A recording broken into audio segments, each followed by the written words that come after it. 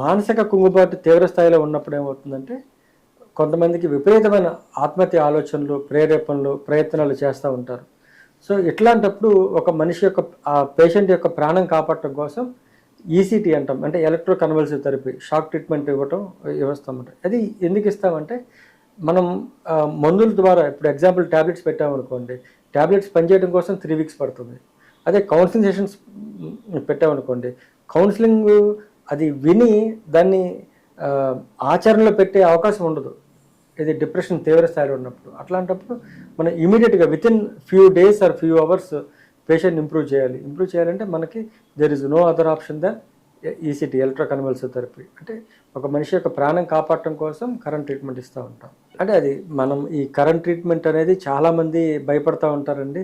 అంటే ఒకసారి current treatment ఇస్తే మందులు పనిచేయవు, కరెంట్ ట్రీట్మెంట్ ఇస్తే నరాలు వీక్నెస్ వచ్చేస్తుంది, లేదా సంసారానికి పనికిరారని చాలామందికి అపోహలు ఉంటాయి.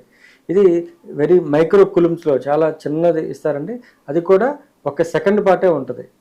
సో పేషెంట్కి ఎటువంటి నొప్పి లేకుండా శరీరం మొత్తం, అంటే తల నుంచి గోటు వరకు, కాలి గోటు వరకు పూర్తిగా మత్తిచ్చి కరెంట్ ట్రీట్మెంట్ ఇస్తారు. అది కూడా ఒక సెకండే ఉంటుంది ట్రీట్మెంట్. మనం కన్ను మూసి కన్ను తెరిసే లోపల ట్రీట్మెంట్ అయిపోతుంది.